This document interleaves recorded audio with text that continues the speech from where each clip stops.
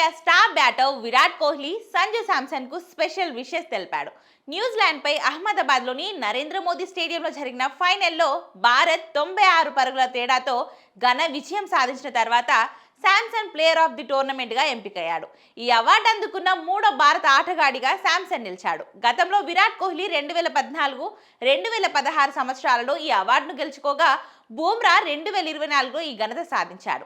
ఈ టోర్నమెంట్లో మొత్తం 9 మ్యాచ్లు జరిగినప్పటికీ శాంసన్ కేవలం 5 మ్యాచ్లలో మాత్రమే ఆడాడు. అయినప్పటికీ అతను 321 పరుగులు చేసి భారత జట్టుకు అత్యధిక పరుగులు చేసిన ఆటగాడిగా నిలిచాడు. అతని సగటు 80.25 కాగా స్ట్రైక్ రేట్ 199.37గా నమోదైంది. ముఖ్యంగా చివరి 3 ఇన్నింగ్స్లలో వరుసగా 380కి పైగా స్కోర్ నమోదు చేసి టీమిండియా టైటిల్ గెలవడంలో కీలక పాత్ర పోషించాడు. శాంసన్ అద్భుత ప్రదర్శన తర్వాత విరాట్ కోహ్లీ తన ఇన్స్టాగ్రామ్ స్టోరీలో ప్రత్యేకంగా స్పందించాడు. టోర్నమెంట్లో అత్యంత అర్హత ఉన్న వ్యక్తి నుంచి అద్భుత ప్రదర్శన, కీలక సమయంలో నువ్వు అద్భుతంగా ఆడావు, చాలా సంతోషంగా ఉంది చేటా అంటూ కోహ్లీ తన ఇన్స్టాగ్రామ్లో స్టోరీలో శాంసన్ను అభినందించాడు. ఐసీసీ టీ20 వరల్డ్ కప్ చరిత్రలో ఇప్పటి వరకు టీమిండియా తరపున అత్యధిక పరుగులు చేసిన ఏకైక ఆటగాడు విరాట్ కోహ్లీ. ఒకే టోర్నీలో 119 పరుగులతో ఇప్పటి వరకు ఎవరు అందుకోలేని స్థాయిలో కోహ్లీ నిలిచాడు.